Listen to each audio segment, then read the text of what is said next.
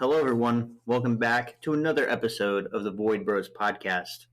Guys, it's been a month since we talked about missing 411 cases. Well, guess what? Today's episode, we're slamming a part 2 on you guys of missing 411 cases. So, everyone, grab a good drink, snuggle up, and eat a Twinkie. Eat a Twinkie. Let's get mysterious as we go into the void of missing 411 cases. How's everyone doing? Good. I am fucking fantastic. I've just been watching people stream the new Call of Duty beta all day. Oh, yeah. That one chick cheating? Yeah, I don't know. I don't even remember her name. I know what you're talking about. Yeah, I see it all over TikTok. That's all I see. I went home and I took a nap. I took like a 25-minute nap. You know there's like certain time limits of naps that you gotta take in order for your body to like... Yeah, if you go too long, you hit like REM sleep and then you're fucked. Your body wants to stay that way. I heard something a long time ago that your body is made to sleep like 4 hours and then 4 hours, not like a full 8. Yeah, I love napping, dude. Napping's the best. I mean, I end up sleeping like probably like 10, but I think it's better to sleep over than under.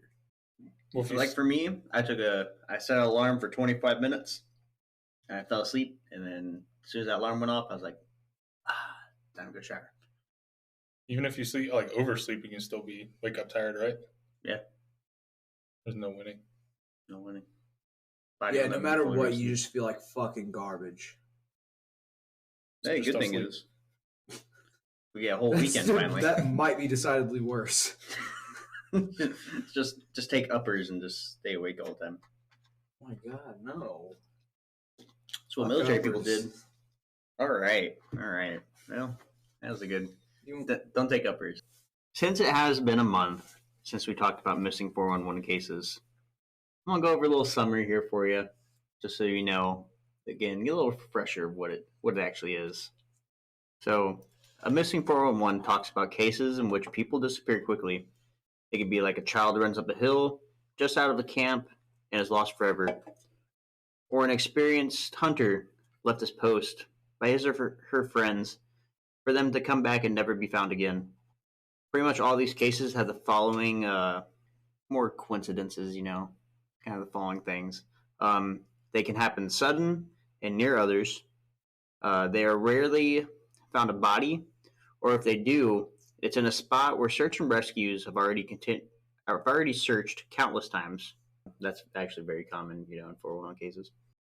They occur near boulder fields or water. We talked about that last time. Boulder field? Yeah, like pretty much like just rocks. Oh. Lots of rocks. That makes sense. I thought it was just 2 words. I thought it meant boulders and fields. This is also what I found when doing a lot more research. A weather event happens during the search or while the person is getting lost. I actually never thought about that, but I'm pretty sure in our first ever episode that we talked about, there were some weather incidents. But that first one, it sounded like it was still pretty nice outside. Who the fuck would wear flip-flops in the rain? She did. Some people are dedicated flip-flop fans. I wear Crocs in the rain. Is this fact? Is this canon now that it was raining when all this shit happened? I don't think it was raining, but anyways, when the bodies are found, autopsies do not have a solid conclusion or evidence to state the cause of death. Living survivors describe feeling hypnotized or even teleported, and there are hosts where these events occur and often are hotspots where these events occur and often happen. So just stop going to places that people disappear. Problem solved. It could be true. Stop going to national parks. If you need any further information on what a 411 case is, resort back to episode 1. Yep. Then come back and see us. Yep. All right. So our first one we're going to get talked into today is his name was Garrett Bardsley.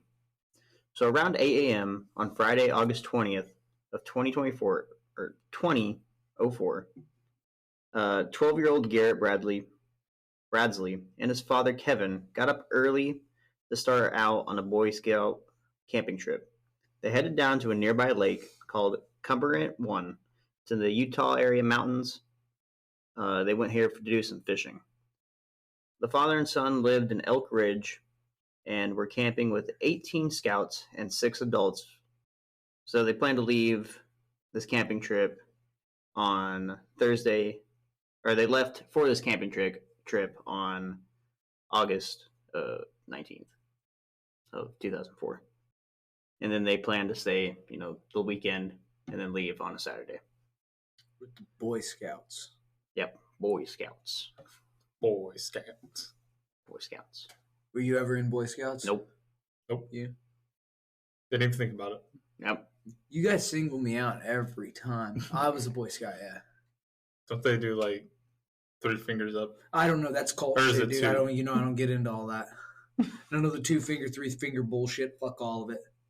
I say hello like a normal person, or if it's you, I just go hello. My name is Russell. Don't they hold 2 fingers in Hunger Games? 2 fingers together like that? Something. I know they whistle. No clue. I know. With their fingers? I've only watched the Starving Games. Whistle with their fingers? You can whistle with your fingers. Hmm? I can't do it. I can't. I can whistle normally. I can barely whistle normally.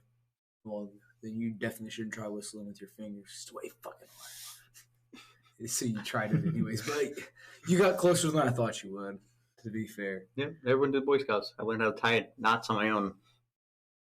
I literally had a thing For Boy Scouts? A thing for Boy Scouts? A thing for knots? I had a thing for the whittling. Oh. Make the spears. Look, dude, when you're a young kid and they hand you a knife and then they give you like a fucking bunk-ass certificate saying that you know how to use a knife, it makes you feel kind of official for a fucking 8-year-old, So I tended to really like that. Jumping back into the story here. So we left off where, him and his dad got up early to go fishing.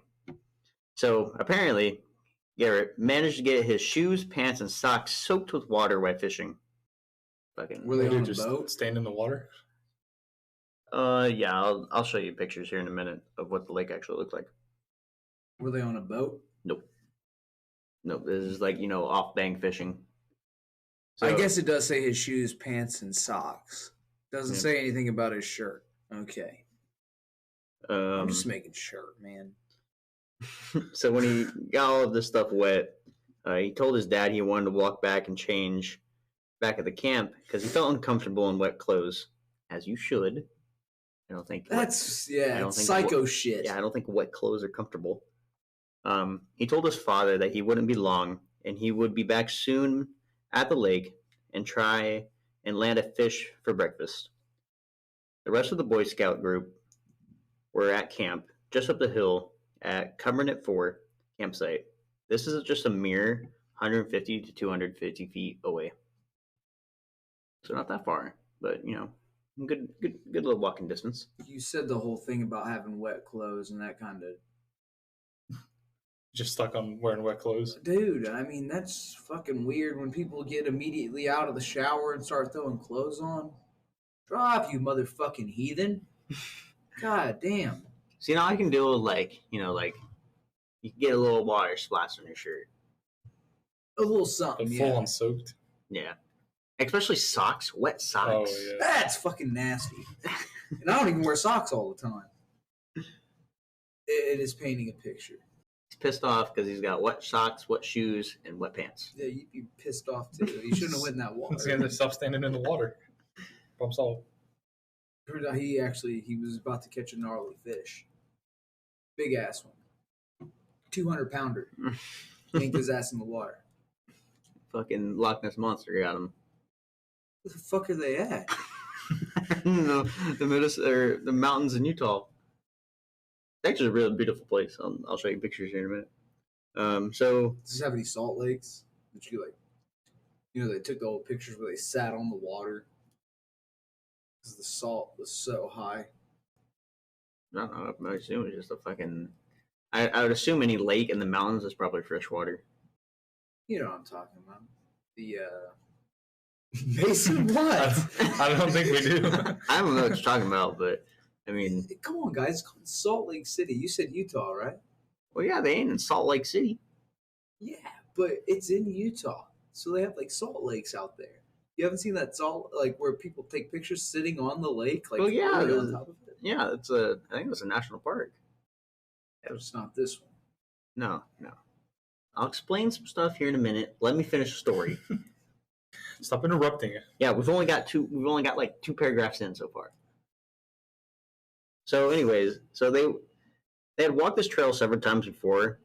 So Kevin let his son walk back to the camp alone, whistling as he continued fishing.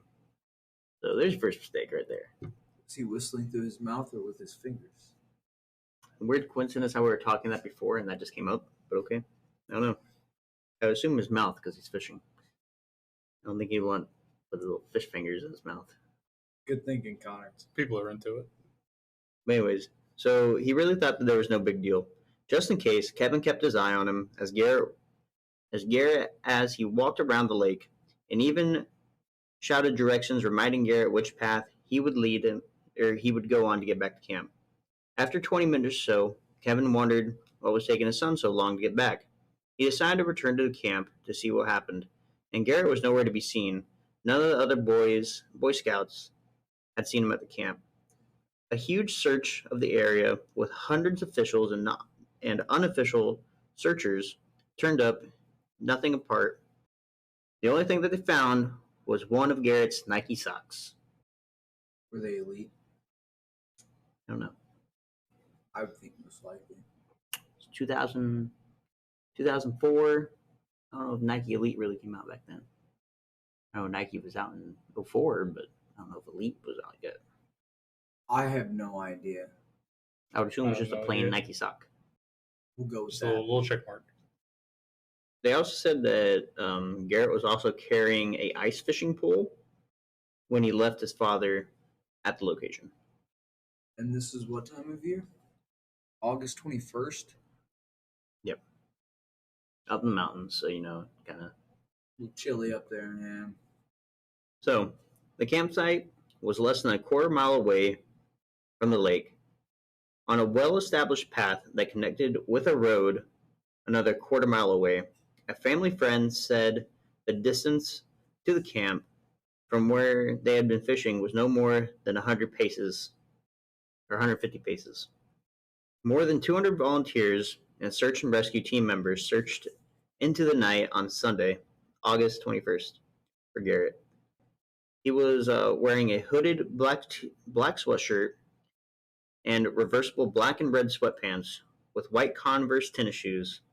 Additional search and rescue teams from Chi County joined the team from Utah, Salt Lake, Wasatch, and other counties. So this was a pretty big search here, involving a lot of people from. Why the fuck is he not in his Boy Scout uniform? I don't know. It was like. I mean, don't get me wrong. I like the reversible snap pants too that you can just rip off. But yeah, I thought Boy Scouts had a dedicated uniform. Well, they fucking did when I was in them, which was around this time. I may have fucking known this kid. Were you in Utah at this time? No. Probably not. Did your uniform have the little neck tie handkerchief thing like Fred wore? Yeah, because we're all fucking gay and we like wearing that shit, man. Oh, I don't know if I can say that on there. That might be a... I don't know. We'll find out. Oh, boy. Perfect. So he had no provisions or backpack, but was carrying a short, black and chrome ice fishing pole when he had vanished. Hundreds of volunteers and personnel from the Summit Community Sheriff's Office searched on foot, on horseback, and with dogs, and the effort was scaled back for more than 50 professional search and rescue personnel working on foot after all this. The only evidence that searchers found was Garrett's Nike sock, a half mile away from the spot where he disappeared, near a granite boulder field. You looked at me like, that must be important, huh? Yeah, I remember that. Yeah, remember when I said most missing 411 cases happen around boulder fields? I do recall. Something, man, our very first episode we talked about, there's something about rocks that make people disappear, like they disappear around these big boulders and stuff. Did we say that? It's only been like 6 episodes, Greg. I seriously don't remember talking. That toy box killer messed them up. I know the chick, like the first one was standing at that rock, like that 14-year-old girl, and then gone. But like, you know what I bet it is? There's holes under rocks to the Hollow Earth, and then people just come up and snag people, drag them under the rock. Oh, who the hell is that tall, Mason? Well, they got to have a way to get in and out. I'm sure they have like steps dug in the dirt to. The ladders. Yeah. You like carve or out more advanced stuff. Carve out the earth to climb in and out. They have elevators. Yeah, like trap doors. Just, you could potentially fall to your death that way. I think an elevator might be safer. Well, it depends on how far you fall from. Yeah, you're not wrong, but you got to be falling pretty fucking far to hit the center of the earth. Well, maybe you're not like falling to the center of the earth, but maybe you're just falling, a short distance down, and you get snatched up and drugged and then carried down there. We'll go with it. Someone with a needle under the rock. The only evidence that they found was his sock, half a mile away, spotted near a granite boulder field. The Summit County Sheriff, Dev Edmonds, said the sock appears that it was taken off a wet foot, wadded up, very consistent with what we know about Garrett. Because where the sock was found, Edmonds said that it would be in line with the assumption that he sought shelter in the cold weather, maybe by going into the boulder field for a crevice or outcropping, something to try and get out of the weather. The mountain terrains meant that the temperature would drop around 18 degrees the night Garrett disappeared. Here's a thought. You want to stay warm? Get in fucking cold water. Don't get wet. That's it. Yeah, don't go ice fishing. So the local police decided that there was not enough evidence pointing to a kidnapping. The official search for Garrett was called after 9 days. A 3-mile radius in a rugged mountain area from where he was last seen was thoroughly searched. After the official search was over, the family and many dedicated friends and volunteers continued the search efforts, returning at least 2 or 3 times each week until October. Further searches happened after the winter of 2004, but nothing turned up. So they didn't give up. The family didn't give up, but the actual people gave up. Police said, "Fuck that kid." Pretty much. So his dad, Kevin Bardsley, said, "We know that it is often discouraging at the end of the day when we haven't found him or any signs of him. But we want you to know that every area that was searched just gets us much more closer to finding him. I speculated and speculated. I don't know where he is. I wish I knew. If I did, I'd just end this. No other sign of Garrett was found in the area. Was he abducted? Maybe he was killed by a grizzly bear or a mountain lion. Although no signs of an attack was found, it is strange that even the fishing rod that he was carrying was never found. Or perhaps his remains lie in some hidden crevice somewhere. Or dragged under a rock to the Hollow Earth. I'm going to do this just to piss one of our fans off. Big Birds. Think of Big Birds took him away? He's not be coming at you in the comment section. Oh, dude. You just made us lose a subscriber. He had to be kidding about that. I don't know. I don't think you should test him. You may have to cut this, Mason. All right. I'm not cutting anything. So our downfall's in your hands. Yeah. So anyways. Wait, one subscriber is going to cause a downfall? You never know. The triple effect? Not rainbow, but not butterfly. It could be the butterfly effect. Yeah. Mandela effect. That 1 is going to turn to 2, then 3. Then everything. And then all 27 are going to be gone. It's all your fault. So anyway, we're going to switch this up here a little bit. Let's try to do our own investigation real quick here.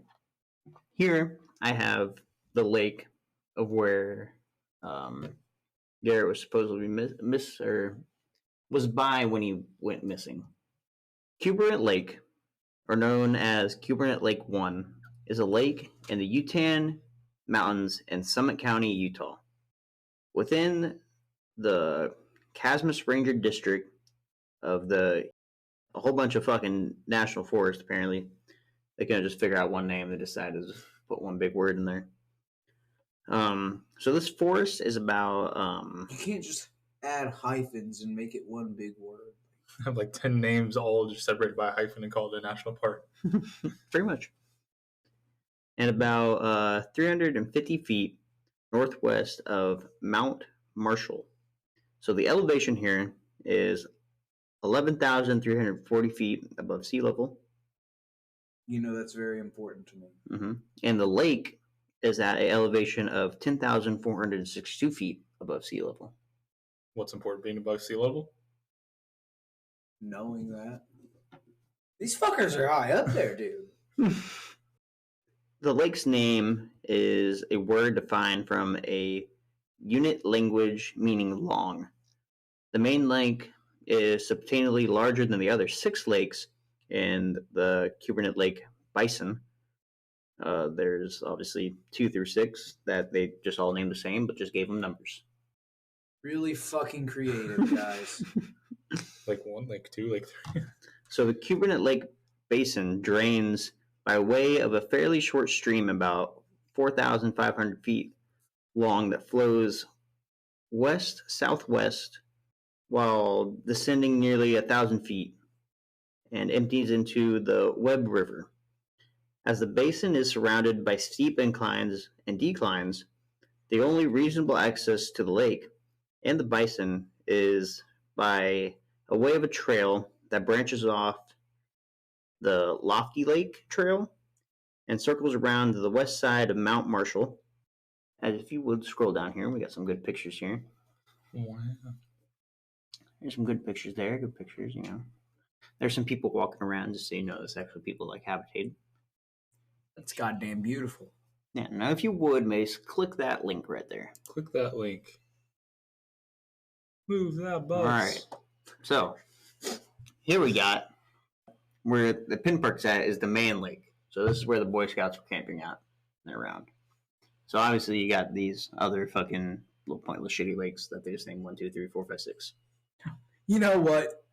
In perspective, I would have named those the same fucking thing. Those are piss poor. Yeah, I didn't know they were They that want to small. be called lakes. Horseshit. It's a puddle. That's a lake.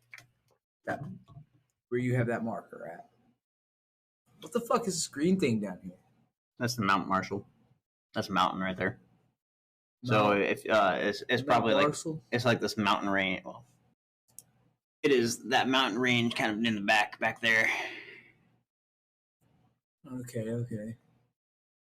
So, why we do a little investigating on this guy's little missing here. We're gonna examine these pictures here. I want to point out that Garrett, he goes missing exactly 50 miles away from the notorious Skinwalker Ranch. You know what the Skinwalker Ranch is? Aliens. You ever heard of Skinwalker Ranch? Nope. I'm guessing it's people that skin other people.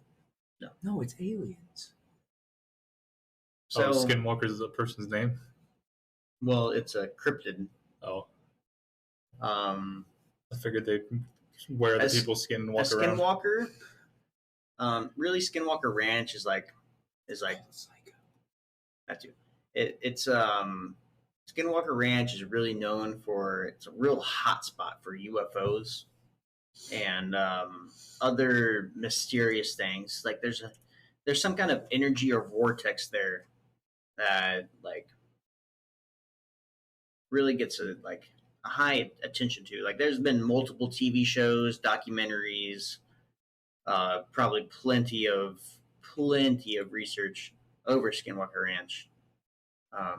It is mainly most known for UFOs, UFO spottings, and all that. But there have been signs of paranormal there.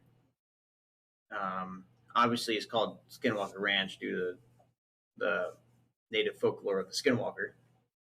If you don't know what that is, it's a person who can take form of a animal or something that's loved by you. So a shapeshifter. Pretty much. In native folklore, if I remember correctly, it is a person who reverted to cannibalism, eating one of its own family members. Kind of similar to like the Wendigo. Yeah, kind of in the same. But the skinwalker will try to lure you out and closer to it by mimicking a voice that you know, or like if you have a dog, you know how your dog barks, and it can mimic what it looks like for it to eventually get to you. Like it'd be a pretty cool movie. I'm sure there's movies about it. I just know there's plenty of documentaries and stuff about skinwalkers. Yeah, I just want you to keep that in mind, that he did go missing only 50 miles away from Skinwalker's Ranch. So it's like what do we have an idea of what it actually looks like before it shapeshifts into whatever? I mean, I can look one up. It ain't pretty. Does it just look like an alien or something? Some fucking blob sliding across the ground like Venom? It looks like Slender Man. I have no fucking idea, but that's my guess. You got to guess? With all the black little wavy lines coming out of his back? Yeah, why not? I kind of forgot about those, but yeah, we'll go with it. It comes from Navajo folklore. It kind of resembles like a wolf, almost. So wolves are bad. Yeah, pretty much. So wolves aren't real. No, birds aren't real. So how are all these people getting taken by birds if they're not real? They're fucking government drones. So yeah, right. So like kind of like the form of it looks like. So that's what kind of like the folklore resembles, is like a cannibalistic human that wears some kind of pelt on its head but can shapeshift into some kind of wild creature. Nice. And it never occurred to them this person might have just been cannibalistic? Well, he chose to do cannibalism. Like, he ate his own family. That's what... Did he do it out of necessity? Probably out of starvation. He probably murdered and eaten. Hey, man, there ain't nothing wrong with that. But, like, you know how... As long as you're starving, you can kill somebody, it's fine. Like, you know how Native Americans are, like, they did some kind of, like... I wouldn't say black magic almost, but, like, some kind of ritual that would, like, banish them from the tribe. Hitting the pipe? Something like that, sure. Anyway, they'd like put that curse on him, and then he would be like something that turned into it. Yeah. Anyways. Yeah, that makes a lot of sense. Going back to why the fuck would you try to take something that's like cannibalistic and try to make it more powerful? Give it the ability to shapeshift and shit. That makes no goddamn sense. Some people want to watch the world burn. You terrify us, so we're gonna make you fucking stronger. So Garrett's case really kind of evolves around where would he have gone. All right, so obviously there was no real signs of kidnapping, so we can cross kidnapping out, and there's no real signs of a animal attack due to the fact that there's no blood or anything mangled. The only evidence that they said they had was the fact that the sock that was taken off, wadded up in a very normal way. Why the fuck would he only take one sock off? Did he only get one foot wet? Well, no, I'd assume he got both wet. Because pants, socks, and shoes were wet. Standing like a flamingo in the water, which is 1 foot. I was talking to, one of our good friends at work. He was saying that it's kind of like they just leaned up against something and just fell into a slip in time. Like a little break in our dimension to where he just slipped in time. Which kind of got me thinking, it's like, that kind of would explain why they would drop certain things. Like, let's say he leans up against this rock to take a sock off, and when he pushes off, he slips, and he just goes into it.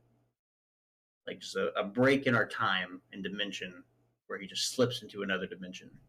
And then he obviously couldn't get out, so the dimension time slip closes, which means there's no sign of where he went. He fell into the goddamn Matrix? Pretty much. So he's trapped in a rock? No, I'm not trapped in a rock, just trapped in another dimension. That could have been like just one of the weird spots where time... He's just perpetually rolling through space, and in the background it's just like 011, 0001111, that type of shit. I don't think Mason's seen The Matrix. The red and blue pill. I know the meme. Yeah. I know it's where it came from, but I've never seen it. Yeah, he brought up that good point of, like, what if they actually just slipped into a different dimension due to a time split in our reality? Which will explain, like, kind of like Stacey Aries, or, in our first episode, where all they found was a camera lens by the tree. What if she just went up to lean up against that tree and then, whoop, slipped right through? But with her, you thought that she was kidnapped. By a big bird. Well, that was the theory, but he thinks that someone actually kidnapped her, but... Yeah, I do firmly believe that. It's just, I've never even, like, slipped out of time a little bit. Well, you know what I'm saying? You ain't leaning on the right rock. Maybe I am leaning on the right rock, and they were leaning on the wrong one. You're not leaning on a rock by water. Yeah, I think because Stacey Aries, she may not have been by a rock, but she was also by... What if their hand slips off this rock and they fall in the water and crack their head and they die? Current carries them off. Well, the body had to be found eventually, but there was no body found. This is probably a really big place. I don't know if they're scoping out every little fucking nook and cranny. To further our investigation here, thinking that, can you click back on that link just to pull up the areas of the map? So can you zoom in to that big lake here? Now go to, like, the corner. See if there's, like, a place where the body could, like, slip out into a different place. So is there, like, any, like, streams or anything around there? They kind of look out into the green. They go somewhere. No. So there's that theory gone. Maybe he's right there where you put your marker out on the map. He's right in the middle. Maybe you've known this whole time. You think the mafia is going to pull a hit out on a boy if it's like 10 years old while he's on a Boy Scout trip in Utah? Well, he's 12. That's 2 extra years of experience. Yeah, they were fucked if they ever came after him. Kids like John Wick. These Keanu Reeves references. What the fuck? Love Keanu. That's why I was going to name my cat, but then I went with Kylo. Wonder why you did that. Star Wars fan. Thanks for the clarification, man. Yeah, you're welcome. Don't mention it. You owe me. People would know if they listened to Void Bros After Hours, episode 1. Yeah. Inspirational downhill racing, or motivational downhill racing. Tell me about this Void Bros After Hours. I mean, what is this? That's the alternate podcast we do. It's like a little ad break here. I like it. Yeah, it's our alternate podcast we do, where we talk about jokes, sometimes real shit. We talk about jokes or we make the jokes. We make people laugh. That sounds badass. I'm definitely going to have to check out Void Bros After Hours sometime. Just like Mason said, he is a joke. When do these podcasts come out? We luck the fuck out. Every Friday at noon. Yeah. These Friday... Every Friday at noon. Every Friday at noon, you say? Yeah, every Friday at noon. I'll be goddamn. And this is way different than the normal podcast. Yeah, this is where you can kind of like take a break from your conspiracy theories and brain thinking, where you can just sit down, have a laugh, and enjoy some time. I'll have to check that shit out, man. You say that like you're not on the podcast. I know, it's... He's hyping it up. Yeah. But yes. Back to the regularly scheduled program. Yeah. Back to it. So, concluding with this case and our investigation of this guy. We've concluded our investigation, and we haven't even left the fucking house. We are too good. He is definitely gone. I don't know. I feel like definitely our good friend Nick, who was talking to me about this, like, yeah, I never thought of it that way. Like, he could have just leaned up and some split, just a little crack in our time and dimension, just fucking whoop, gone. And he doesn't think big birds could have caused this, huh? But he thinks I could have fell into a rock, into another dimension. You missed today, so yeah, that's kind of more of our... This is all new for you. So that was yeah. So I'll explain this real quick. So we broke Connor. Oh shit. So Nick, he was around the Browning Shore today. Yeah, it was hectic up there today. Anyways, but we were talking about her. I was asking Garrett if he was excited to record tonight, and we were talking to Nick about what it was. And Nick said, I better not hear any more dumbass conspiracy theories about some big-ass bird taking these people. And I'm like, you got my fucking word. And he's like, yeah, and I will unscribe. He's like, Greg, he's really threatening us right now. And then here you go making big bird references. He's treading thin water. I just got to stay under his skin just a little bit. So we'll keep commenting. One Big Bird reference, or one Big Bird kidnapping a day, or an episode. Oh, Big Bird's kidnapping now. Oh, the guy in the yellow suit coming for kids, huh? Okay. Oh my God, Mason. So Mason might have brought in a new theory. We're talking about maybe it wasn't actually Big Birds. Maybe it was just Big Bird. You know, that explains why so many young kids are missing the back. Are they finding any yellow feathers around these guys by chance? I don't know. Obviously, to this day, Garrett has never been found, and my guess, he probably will never be found. Bones, nothing. He's gone. Bad trace. No one knows. He's chilling in another dimension? Could be a good possibility. Probably just like chilling with space whales and shit. Yeah. Our next one, we're going to kind of go off the beaten path here. And we're going to take a step away from the paranormal side or the otherworldly side. You're probably really excited to talk about this one. I have no idea what we're about to talk about, but you're about to find out. Thrilled. This case is over Dennis Martin. Dennis Martin was a 6-year-old in June of 1969. It was Father's Day weekend, and they hiked near the Tennessee-North Carolina border. This was a Martin family tradition. William Martin, his father, Clyde, his grandfather, and 2 boys started at Cades Cove and hiked to Russell Field, where they would camp overnight. Afterwards, they made their way to Spencefield, where they met another family with young boys, whose weird coincidence was also named Martin. Apparently, a lot of Martins go to this area. Glitch in the Matrix. Maybe. So it was a thing that all the Martins did, right? Yeah. But they just ran into this other family with 2 other boys who also happened to be the last name Martin. I mean, yeah, you'd have to hang out with them. Yeah. It was late in the afternoon, and the boys were enjoying each other's company. He was wearing I want to note this. Here's a little thing here. So Dennis was wearing a bright red shirt when him and his brother were playing, along with 2 other boys they just met. So they planned on pranking the relaxing adults in the Spearfield area. So this is kind of right along the Appalachian Trail. We all know what the Appalachians are, I hope. The mountain area, in case listeners don't know what that is either. It's the mountain area known for like kind of the Smoky Mountains area and all that. Yeah, I'm glad you explained for them. AKA Mason has no fucking idea what you're talking about. I figured. Told you I just played Tetris in high school. We drove through it. I know. I'm kidding. I was driving like 80 miles per hour. Yeah, it was terrifying.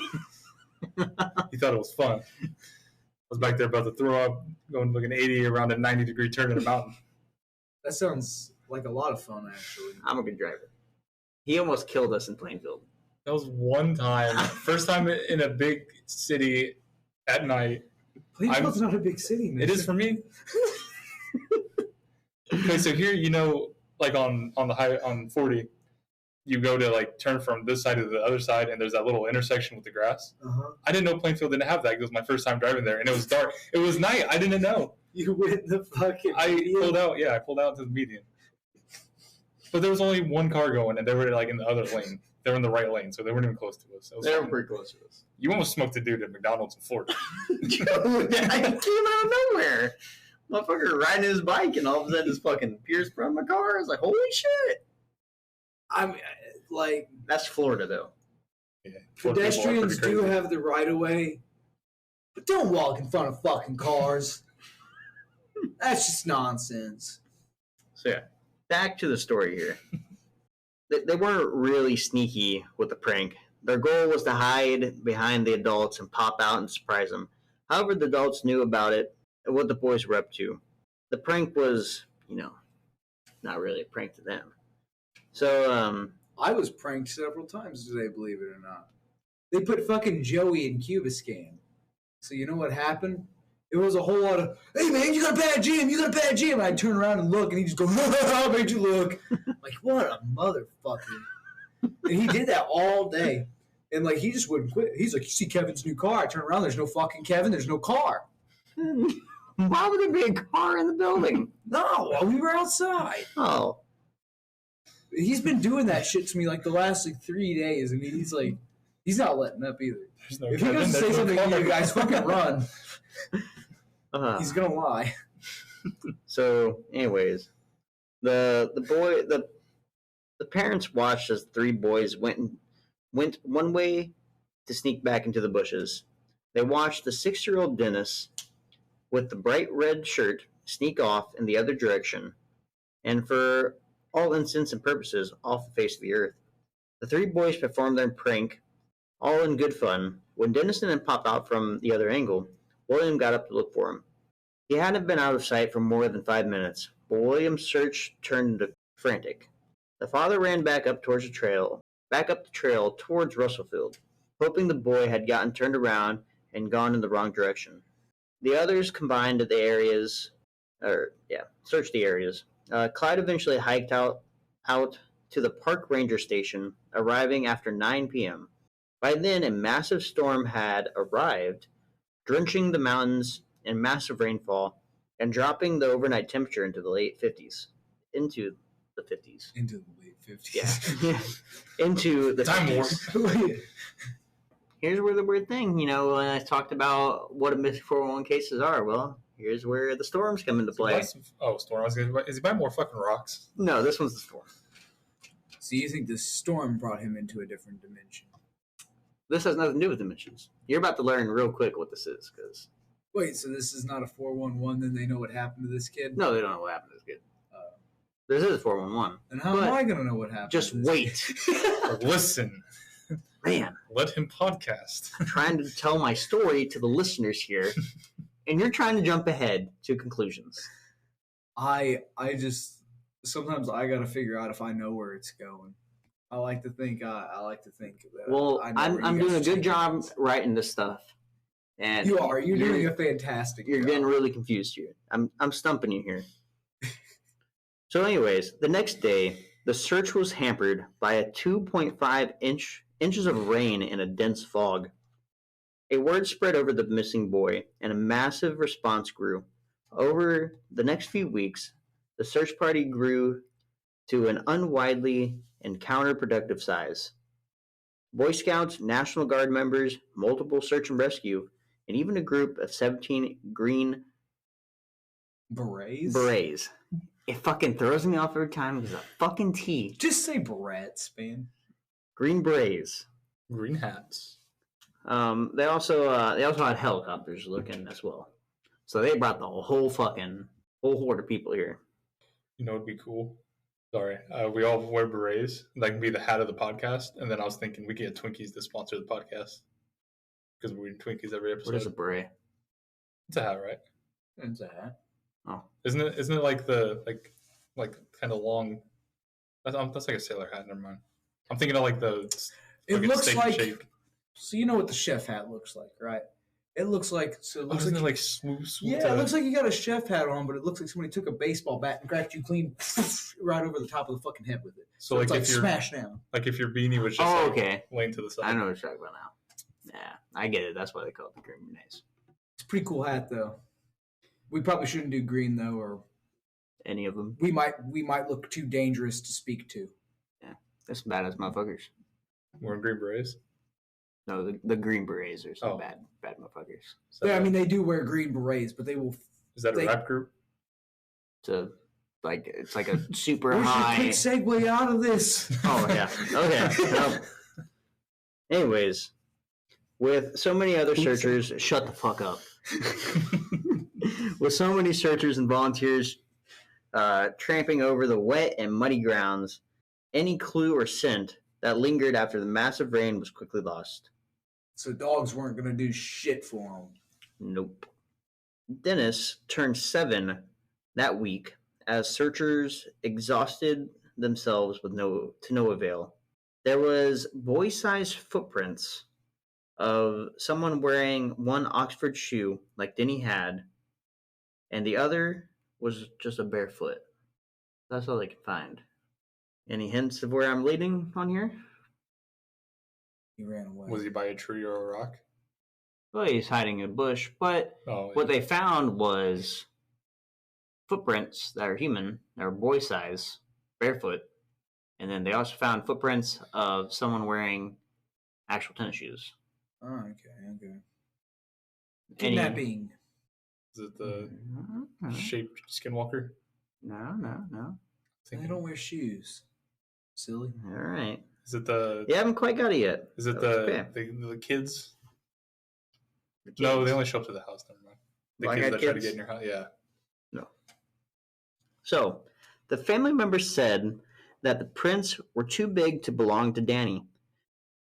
And the searchers were skeptical as the area had been searched by Boy Scouts previous who could have left the footprints. A single sock and shoe were also found, but it is unclear if the shoe was the right size or type, or if it fit correctly to the foot to correspond with the footprints. Those were essentially the only clues. The search for Dennis is the largest search in this park's history. I may have been one of the Boy Scouts that went looking for him. You and Denny go way back? We do, man. That's a cool fucking kid right there. Let me tell you something about Denny. So he would just... Go ahead. Don't let me stop you. Go ahead. Yeah. He just... Such a anyways, kid. Loved to play pranks on people, dude. Please continue, sister. Don't let this hooligan cut you off. Well, listen here, bucko. Listen here, you little shit. So so obviously, they found footprints, so maybe they thought a kidnapping did take place. Whether it's Boy Scouts over there previously, or if it was, some others. So this is going to be an odd testimony from a family from Carteridge, Tennessee. They was in the mountains this day looking for wildlife in Cades Cove, several miles from where Dennis went missing. They left without ever knowing about the search or the missing boy, so they had no clue that any of this happened. Weeks later, when the father, Harold Key, learned about the search, he called officials and reported hearing a scream and a figure running through the woods. News reports at the time indicated that Key's son thought the figure was a bear. Later, they determined it was a disheveled man hiding in the bushes. Ooh. A what man? Disheveled? Show me this word. It's pretty much, look up the definition. Define disheveled of, disordered, a man with long... This isn't really... A man with long... Scroll down. There you go. That might untidy? Just a dirty person? Ripped up clothes, probably? Ripped clothes, dirty hair? Pretty much like a homeless person. Yeah. Is that what it says is dirty? It says untidy. Untidy? Just think of a homeless person in the bush. So he came up, give him so with me saying that he was hiding in the bushes, you know where I'm taking the story yet? I feel like you should know where he's going. What do you? He's looking at you and he says it. That's because I'm sitting next to him, Mason. He could be looking across to me. All right, I'll keep going because it's coming up. After I read all this, it's right here. All right, you gotta let me take my guess. I think he's disappointed in you right now. All right, so don't scroll or anything. Okay. Don't touch it. Should he know what's coming? Should he have a pretty good guess? Should I have a guess? Yeah, you both should. Cool. You both should have a pretty solid guess. Well, I haven't even been thinking about it because I thought you were just talking to him. So anyways, Key said that he was definitely avoiding us. Key was quoted at the time. Officials discounted the connection between the distance and the rough timeline Key provided. It was near impossible to think someone could have snatched the boy and carried him away to that spot. Still, many have seized on the report, citing along with dozens of internet-driven establishments, and indicated that Dennis was carried off the mountain. Reportedly, Dennis' father believed that the boy was kidnapped. At one point, a reward was offered for his safe return. But Dennis was never found, nor returned if he was kidnapped. So, before we move on... I'm trying to figure out how I'm supposed to know what's going on. I know there's a dirty old fuck in a bush, and all right, a little boy is missing. I'm going to give you a good solid hint here. We are in the Tennessee, North Carolina area in the mountain regions. The Appalachian Mountains? The Appalachian Mountains. Did you get that, Mace? Mm-hmm. All right. Fucking A. So we've talked about this probably multiple times on the podcast and off the podcast. You know, what kind of people kind of live in the Appalachian Mountains? Oh, okay. I get where you're going with this. Yeah, I can dig this. Cannibals. Not just cannibals. Feral people. Feral people. Scroll it down. You know the cats that live in alleys that just want to beat the shit out of you? It's like those, but they're human. So, here's where things about to get a little weird. All right, I've been really interested after I've listened to a podcast before over the talk of missing 411 cases and the result of feral people being behind some of them, especially in the Appalachian Mountains. After I kind of read some of this, we're going to listen to a videotape that actually was in Northern California area. Remember when we talked about in the first episode how we didn't think that feral people would really be in that area? Well, it turns out there actually could be. Over the years, the alleged count made its way to the internet for conspiracy theorists and other curious folks who formed wild theories about feral humans in the Great Smoky Mountain National Park regarding what really happened to Dennis.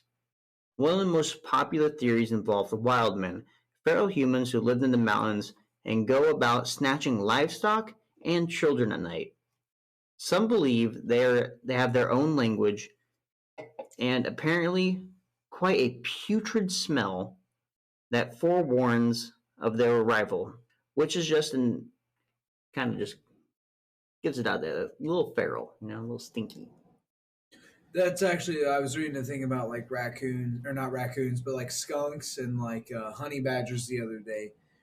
It said like the reason that their coat is the way that it is because it's like a dead ringer to like predators to not fuck with them, because first of all, skunks and honey badgers know how to fight. And second of all, if you eat them, I mean, I'm sure you guys have smelled what a fucking dead skunk smells like. I don't think anything really wants to eat it. So it's Well, really vultures do. Yeah, but vultures don't give a fuck, man. They're scavengers. They'll just take whatever they can get. But vultures also don't kill live prey. They're like very peaceful creatures. Seriously, I fucking love vultures for that reason. Cleaning the environment up. Exactly. See, we go and we smoke these fucking animals on the road on accident, and the vultures just go behind us and they just clean up after us. Yeah, we're giving them food. We have a pretty common understanding with the vultures. So yeah, back to it. So allegedly, they're also cannibals too, which makes you wonder what they're actually doing to the livestock. This is gonna go where this shit normally goes of fucking animals and whatnot. No. It could be. I could take it that way. I mean, you want me to talk about it? I can take it that way. I think we could take a break from animal fucking. Yeah, I don't need to hear about a feral person licking the backside of a goat's scrotum like. No chicken sack or chicken duffel bag. Chicken sack. Chickens don't have nut sacks. No chicken condoms. Yeah. Bird condoms. Or bird condom, yeah, that's what it was. All right, anyways. Wild man can be descendants of mountain people who went deep into the forest before there was a park. Kind of like tribes in the rainforest, They operated outside the realm of society. One guy who made a very nice video walking into fairly routed weenie dog through a cemetery speculated that a feral person could be an indigenous people who slipped away before the Trail of Tears and survived the forest well into the 1900s. He added that some of the feral people spoke English, others their own language, and still others were without speech. They just didn't know how to talk. Just mumble jumble for them. The same guy indicates that his uncle were paid by the FBI to hunt feral population prior to Dennis's disappearance. Remember those Vietnam green berets that I was talking about earlier? So our friends with conspiracy theories would have us to believe that they were there as a part of a search party, but people that their real mission was to find feral humans. So this takes us into our good old first little video here, and I got an ad. You love those ads, man. Got an ad here. So hopefully it sounds alright. We don't have the super high tech audio setup. Yeah. I think I said 2:15. 2:15. So we're gonna go like at 2:05 here. So this is supposed to be he's out in the middle of the woods, like absolutely out in the middle of nowhere. And if you watch around in this area,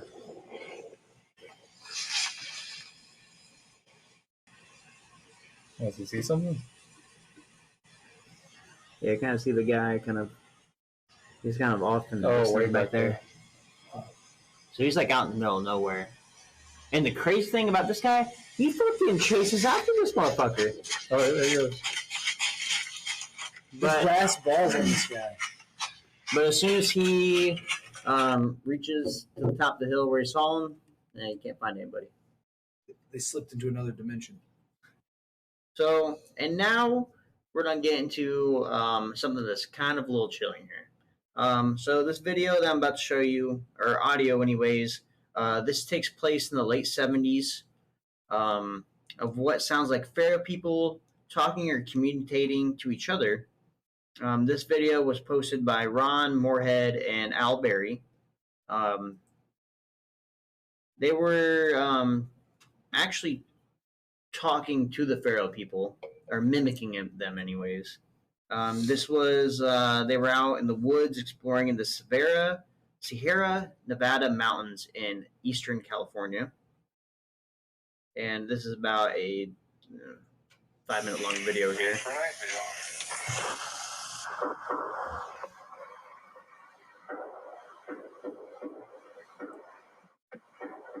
They're beating on stuff? This is Sasquatch noises? No, this is actually like feral people noises. It said Sasquatch noises at the beginning.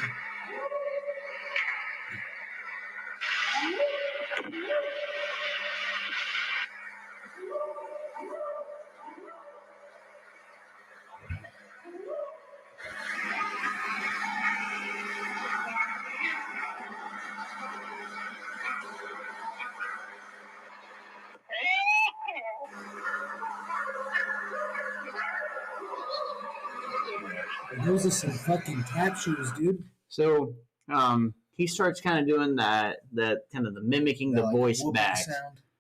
I took an example from another podcast where I listened to this first. And I was like, damn, that's fucking solid ass evidence right there.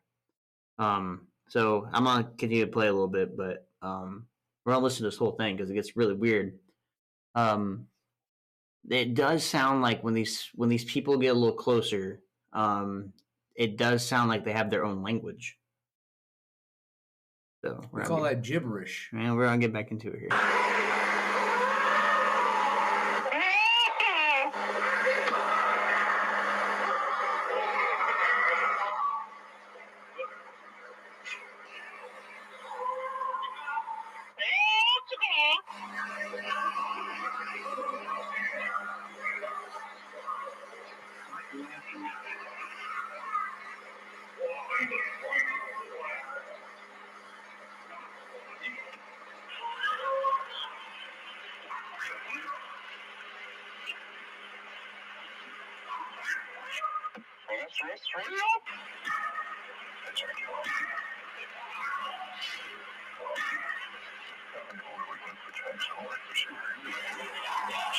That guy's voice is scarier than fucking anything.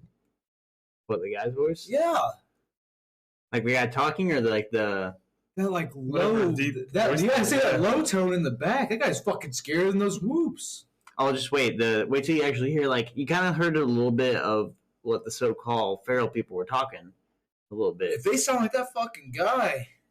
All right. Was that a feral person? No, these are two guys. I think I don't know which is which, but you'll hear here in a minute. I'll take my chance with the fucking feral people, dude. Well, it's coming up. Fuck. All right, we'll get back into it.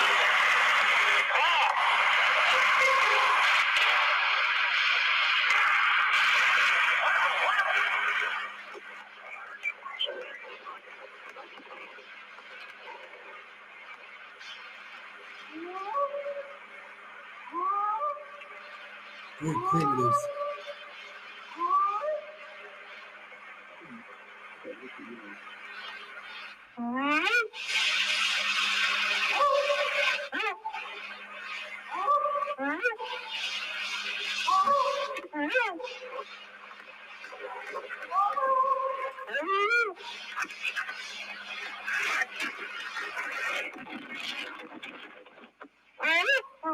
Guy in a fucking wind tunnel?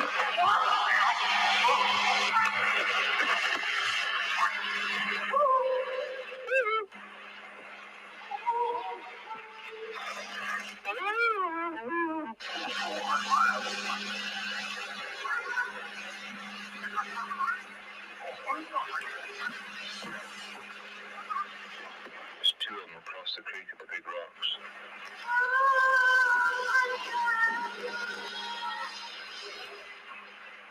So how do I like the call?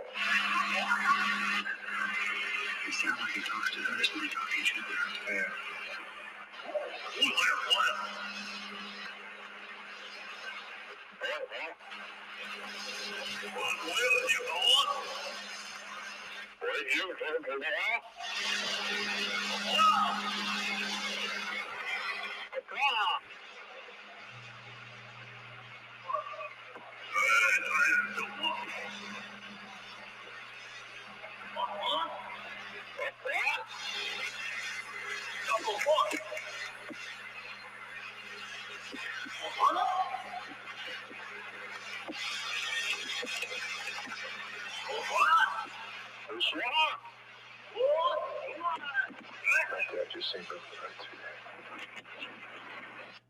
Interesting. Well, I did notice that there are, I mean, it's like a primitive style of language. I mean, just like how animals communicate. Like, literally, they just have certain ways of doing things to inform each other of what's going on. I don't know. I probably wouldn't be mimicking back at these You don't know what they're saying. I mean, I don't know, man. If you're standing there and you got like he clearly says there's two of them down by the creek by the big rocks. Well, I mean, what if these guys were armed and shit? Well, I mean, there's like accounts where like there's like I remember listening way back to a story about a hunter. You know, he was in his deer stand hunting, and he saw this deer, like haul ass past it. So he's like, well, that's kind of strange. And then he sees what to be like a human, almost crawling on like all like hands and knees, like like running on all fours. This is starting to sound more like a Wendigo. Well, when he saw this, he quickly got down out of his tree stand, kind of investigate. What the fuck? Here's the weird part. You have the high ground. Why do people always giving up the high ground? What the fuck? You got the high ground with a gun.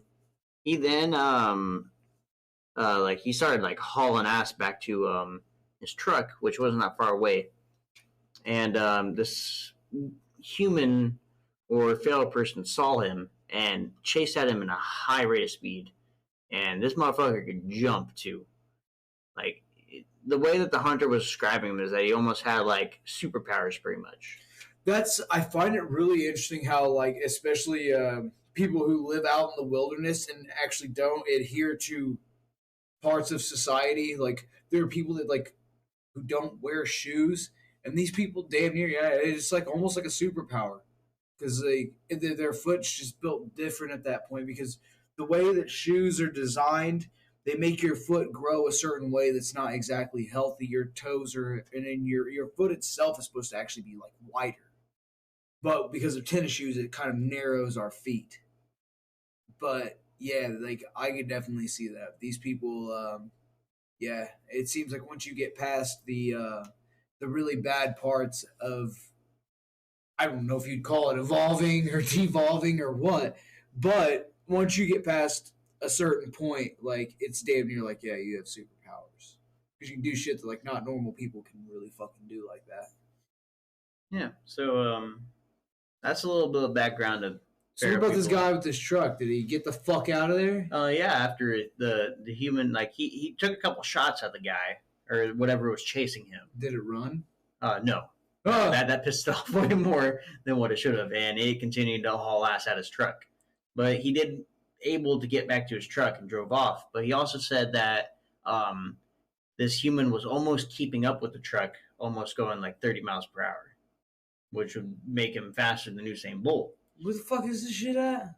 I couldn't remember off the top of my head where it was dude, at. you gonna make it where I don't fucking travel. Stay at home. That's my motto. Just stay at home. Nothing can hurt you. I say I sit walls all the way around. Walls and a roof. So yeah. So what do you think about the Campbells?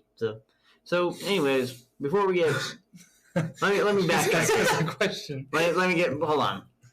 I was gonna end it there, but I forgot that we have to talk about the conclusion to poor Dennis who what happened to him. So what do we think happened to him? Do you remember anything from it? I know there was a dirty old man in a bush, which could, I guess, presumably be seen as a feral person. The little boy, they found barefoot tracks with a person with like tennis shoes as well. But they said Boy Scouts were going through there. So yeah, but you would think that why would there be barefoot there? They said it was a small foot, right? Yeah, like maybe the boy took his shoes off. Maybe Dennis was like, "Yeah, why did you take your shoes off then?" Well, he had his socks off. Free his feet. Yeah. There was one. There was a sock and shoe found where he was supposedly missing. Okay, so I mean that. So it's kind of like the feral people just came up, fucking robbed his shit real quick, and then drug him back. He got fucking deboed by the feral people. Feral people wear shoes? I wouldn't imagine. Yeah, I wouldn't know if they would wear shoes or not, but I mean, not adjusting to society. I feel like that'd be definitely. It's a big part of society. I feel like when it comes to like feral people and living in mountains, they're kind of like they always got to hunt for their food and stuff. So they see like this little fucking, I believe he was 9, if I remember correctly. Little 9-year-old boy ducking behind some bushes, that's a fucking free meal right there. Well, and also you have to keep in mind everything that they would be eating and all that, like wouldn't have any of the hormones or chemicals and whatnot that the food that we do eat has in it. Yeah. They are like living life in the purest form you can, which is like literally just living to survive. Which I don't think people really do that anymore. I feel like we're really complacent in our lives, and we can take time away from trying to survive to go record a podcast, go hang out with your friends, go bowling. Fuck, I don't know, but like I watched a bird. It was taking this lid and it was taking it to the top of a roof, and then it was sledding down the roof. And the first thing I thought was like, does this bird have enough free time today? Like, is he eating enough food today to be like, I'm gonna fuck off and go sledding? It's not a super common thing. I mean, you'll see it in like domesticated animals and stuff like that, but that's because they're complacent in society as well, and they know that they can fuck off and do whatever they want. But yeah, feral people, dude, it's like the purest form of survival, man. You're literally there to try to get your fucking food, and I'd imagine that's probably about it. So you think it's possible for feral people to actually kidnap people? You think it might be like more? It's hard like to tell because it's all dependent on the intelligence of the feral people. Just because they don't, like, just because they're not adjusted to modern society, doesn't mean they're not intelligent. If a feral person, comes in contact with, like let's say one of us who have been in the outer, society than what they live in, they may not even know that that's like a national park, really. Because maybe like some people, like you said, you like to go off the trail sometimes and explore like true nature. Well, let's say if some of these people do that, and then they're walking into unknown territory, pretty much, that these feral people may not be used to seeing people in their territories. What to say it's more like a territorial thing, to where like, oh shit, some prey is in our territory. Let's take them down. I mean, I could definitely see that because I don't know if you guys know, but like apes have fucking like tribal wars all the time over land. Like, just like we are a very possessive species, and we don't want anything encroaching on what we believe is ours. And like I said, apes are the same fucking way.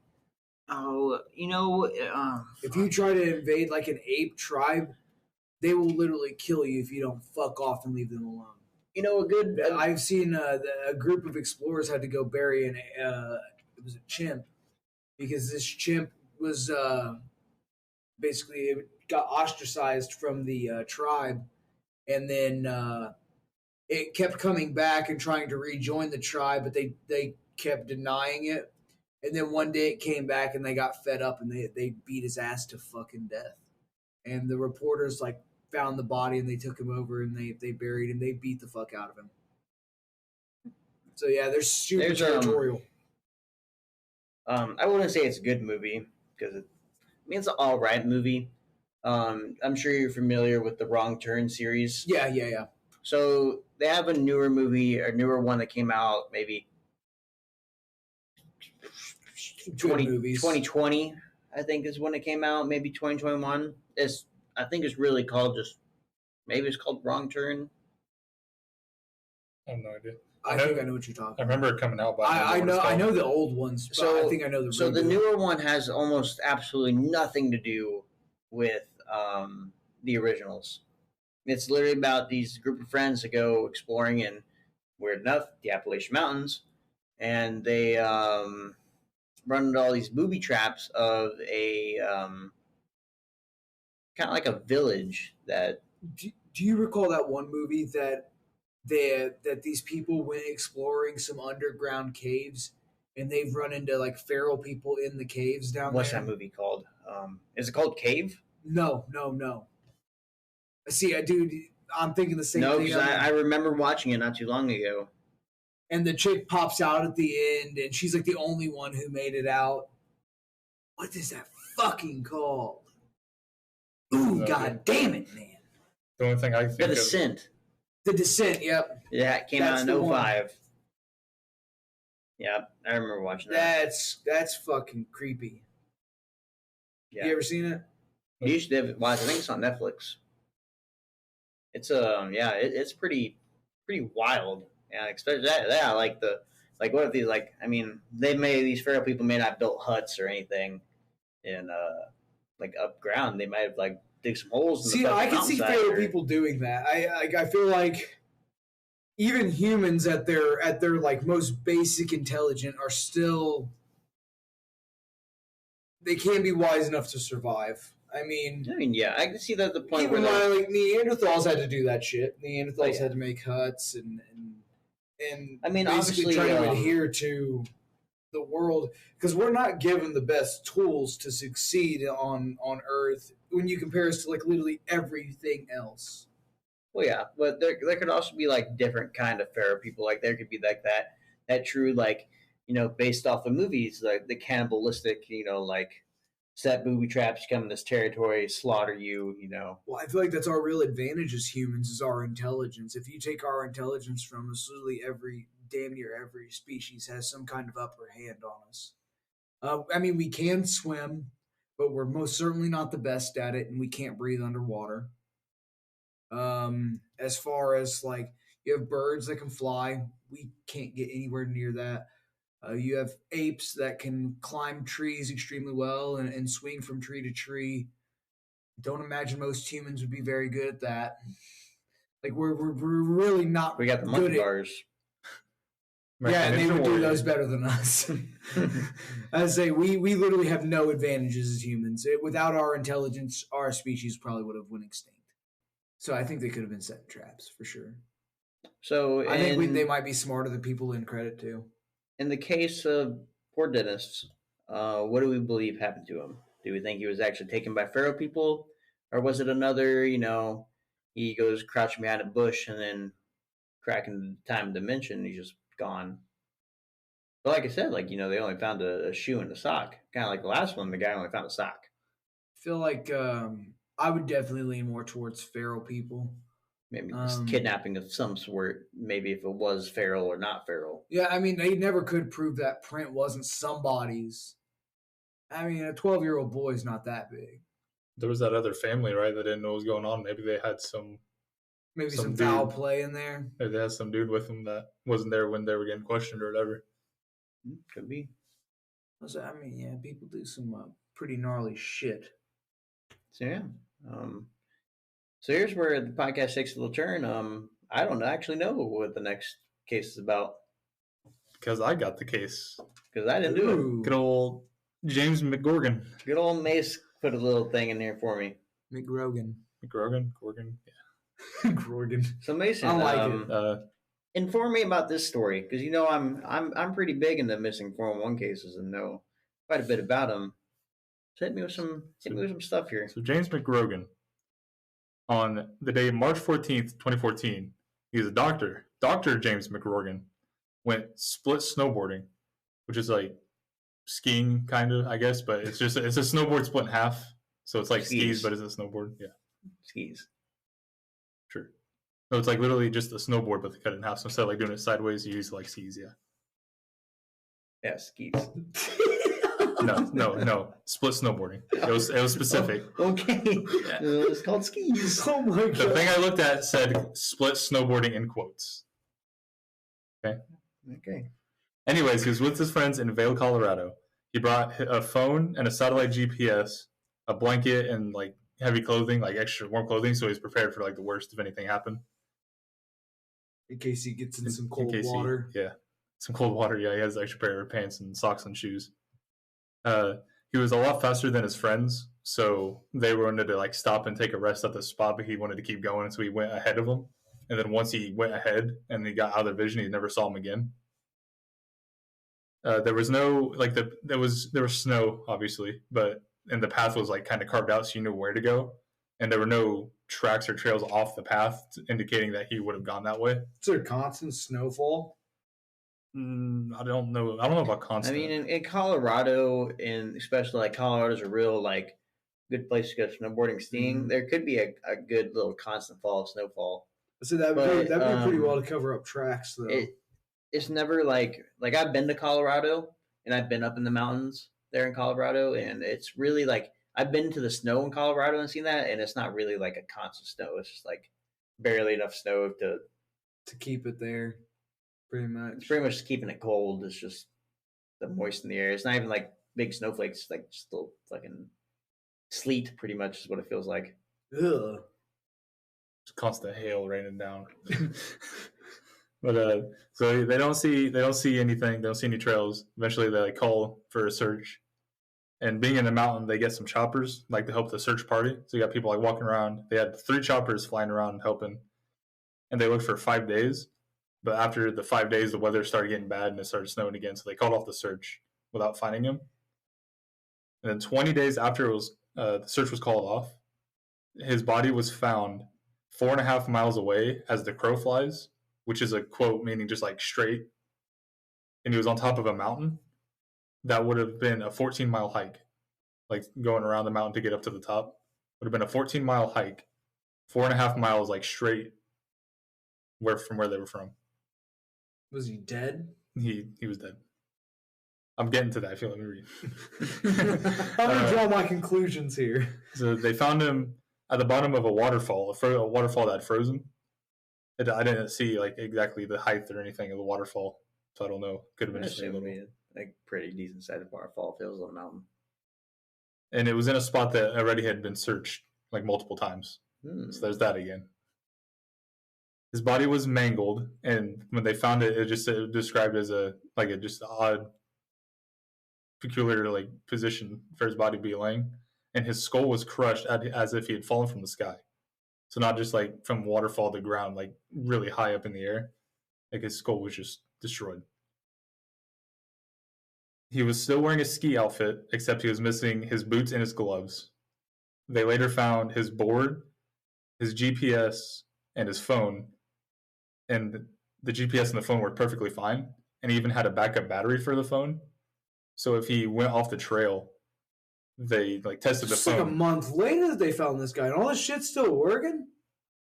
Yeah. Well, he had an extra like phone. He had an extra battery, so they probably just like changed the batteries or whatever.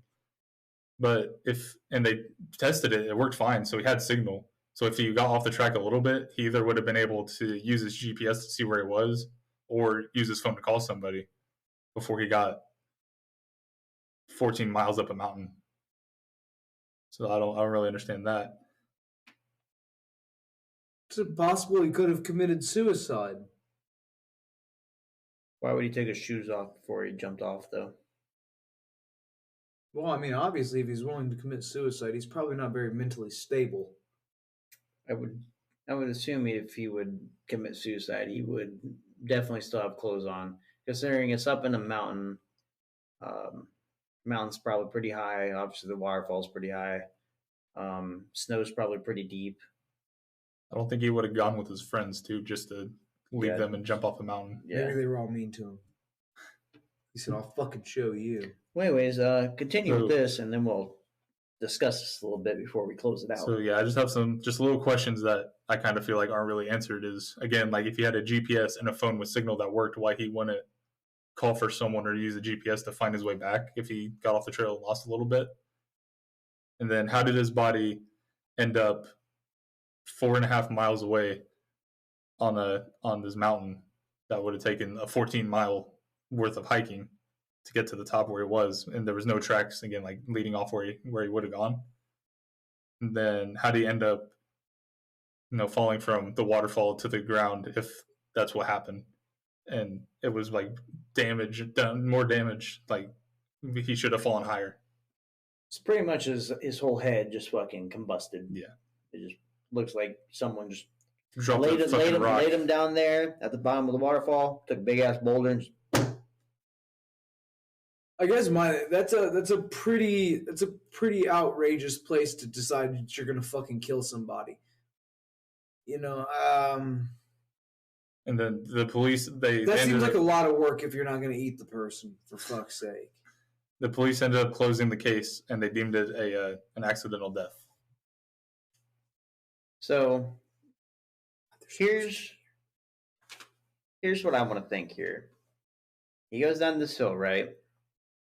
And let's say maybe if he was quote unquote abducted by aliens and then brought back, or slipped through a time crack and then found a way out of it. They did stop the investigation during due to it being really heavy in snow. So what if somehow, some way, either the aliens dropped him off at the top of the mountain, or the portal, or the little time crack they slipped through, took him up there. And due to the bad weather and condition being so high up, because, the wind's really bad up there on top of a mountain, visibility's really bad because you're probably above cloud level. Colorado mountains are pretty high. I mean, you're probably not above cloud level, but your still visibility is pretty dim. With the snowstorm happening, there could be a possibility he was still alive, using the GPS, trying to get back, trying to track his coordinates. He could have just fell from the waterfall. When you started bringing up aliens, the only thing I thought of was like them abducting this guy, taking him up, and then just dropping him, probing him in the ass, and then yeeting his ass out the UFO. Yeah, we're fucking done with you. I mean, that could be a possibility too, but from what I'm wanting to think is that it might have been an accident that he walked off. He probably was still alive at the time, and due to the bad weather and condition and visibility, he just fucking walked right off the mountain. But that still doesn't explain how he goes from one point and then he's... This had a pretty well beaten path. You pretty obvious, tell. if you get separated from the group, you can definitely look back and be like, I came from that fucking way. I just have to follow this one road back to find my friends. So that doesn't explain how he goes from here to I'm gonna round it up to say 5 miles on top of the mountain, which is actually a 14-mile hike just to get up the mountain. You know, I mean, maybe he got chased by something, and I mean, it could have been anything. What would be a popular animal up there? I don't know, grizzly bears or. Oh yeah. If a bear's chasing you, you're gonna beat fucking feet. Yeah, you're gonna try to get the hell out of there. But you ain't outrunning no fucking bear. Mountain lions. Cougars. He also didn't have his gloves and boots. So I wonder what would have ripped his boots and gloves off. Yeah, and I don't know. Did the research what you looked at say that if they ever found any boots or just his board, phone, and GPS? So they never found the. They never found his. Well, I mean, what happened to the blanket that he was carrying and like the extra clothing? All that's gone too. So that makes me think that somehow, in some way, I'm gonna, when Nick said something about he just slipped into the crack of a different time dimension, that like fucking blew me away. I was like, holy shit, that's actually like a fucking good, solid like point. We've been talking about people getting abducted by aliens. That's why they never come back. Slipping into a different dimension makes a lot more sense than aliens. I would think aliens would probably drop you off somewhere eventually. But maybe somehow this doctor found his way into a void and found his way out of it. I have a question. So it's pretty fucking cold up there, right? Yeah.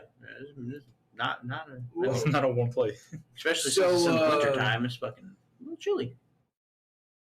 Do you know how hypothermia affects the human brain? You know, like how that whole thing goes. I don't. I'm like genuinely asking. Neither do I. I thought hypothermia was just you freezing. I didn't know it could mess with your brain. Yeah, hypothermia. I mean, it would almost have to, right? If you're freezing to death, it would have to do something to you mentally. Yeah. You start hallucinating. If you ever do any research over the 1972 Andes plane crash. He had other clothing, correct? Yes. You said? Yeah. So is it possible he may have had another pair of shoes out there? I mean, my thought would be if he was going to maybe to stop to change his shoes or something like that, he'd probably take your gloves off. I mean, you definitely have a bit more dexterity in your fingers and whatnot with your the gloves not on. Maybe he's middle of changing his shoes and all of a sudden fucking bear pops out. Ditch the fucking shoes, ditch it all. We got to get the fuck out of here. You got no choice. I mean, you're not gonna fight a goddamn grizzly bear for your shoes. Yeah, but there would have been like shoes. He can have the fucking shoes, dude. There would have been at least if you take off, you have a chance to survive. There would have definitely been some kind of like tracks. Like Mason said, there was no tracks that he got off the trail. There was no tracks that he finished all the way to the end of the trail. Nothing on the sides or anything like that. And yeah, they searched for 5 days, so eventually, like just a little bit of snow to cover it up. But even like the day that he went missing, like they didn't find anything. And even the day after, the tracks should be fairly fresh to see if they. It's just so hard to tell. There's so much in these that can't necessarily be completely analyzed based off of just nature and all that. So yeah, it's that was kind of a little mind puzzling because like there we go, like the bodies found. The first two that I had, the bodies were never found. Yeah, like I said, in some strange cases, the bodies are found. In places that were searched multiple times. Yeah, but this was definitely searched multiple times. So that makes me, think that he definitely didn't run, 14 miles around this mountain to get away from a bear if something was chasing him. He'd have never outran a bear. There's just no way. Yeah. Not on foot.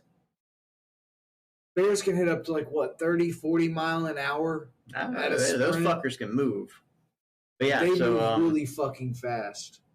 This has something to do with other worldly beings maybe getting hold of him, He's a doctor. He's intelligent. Aliens are looking for that intelligent people to kind of keep a track on us, see what we're actually doing. See, I just don't know, man. I feel like when it comes to everyone's different, so I have no idea what's going on in these people's head. They, like I said, a lot of these people could be very mentally unwell, and people just not know it. There are people that are not exactly mentally stable who are just very good at hiding it. And it could be anybody. It could be a doctor, a dentist, a firefighter, fucking anybody could be kind of off their rocker. And yeah, that could be a good thing, but or a good point anyway. It's probably not a good thing, but a good point there. But yeah, I don't know. I mean, he kind of vague of how do you end up on the mountain? Why was he up there on the mountain? If he was skiing down the mountain, you don't ski up a mountain; you ski down it. It's basic physics and laws right there. And with his his head being just absolutely just fucking obliterated, falling from the sky. That's how they described it. What do you think, Mace? What do you think happened to him? You think he slipped through a void and found a way out of the void? Then he fucking just... no idea. Or he had an IRL glitch. He fucking leaned on a rock and then all of a sudden spawned 100 feet in the air. It's a fucking portal. Yeah. Yeah. It's kind of mysterious, Missing 411 cases are always, interesting, intriguing. Definitely makes you think a little bit. It's well, yeah, man. I mean, there's not really much evidence, but there is some evidence. It does make you really think that these national parks aren't worth the fuck. Stay away from them. Yeah, they're going to the woods. Woods, bad place. I don't know if the woods are a bad place, but these national parks definitely have some kind of fucking bad juju going on. Yes, on the topic of the national parks, real quick, before we end it off, there's actually a little sliver in Yosemite. I think it's Yosemite or Yellowstone. It's Yellowstone National Park. There's a little sliver of land where no laws apply, so you can murder someone there, and you won't be able to get trialed or it's like Illinois. About to be, yeah. But yeah, no, there's literally this place exists a lot. It's been there forever, and you can literally take someone there, murder them, and you will not be trialed at all. You can get away with it because no one owns it. That seems like a lot of work. There's no jurisdiction. There's no jurisdiction there. That's what. It's a lot of work to go through to kill somebody. But you get away with it. You would. You'd have to really hate somebody. Or you could just look him in the face and be like, fuck off and leave me alone. And then hopefully that works, and then you don't have to do anything. So yeah, that concludes our part 2 of missing 411 cases. Before it ends, been a month since we talked about it. But Mason, a split board is a snowboard that can be separated into 2 ski-like parts, used with climbing skins to ascend slopes the same way alpine touring and telemark skis are. The main difference is that a split board will have an additional metal edge down the center of the board for extra grip in ski mode. So it is a snowboard split in half. They're 2 different things.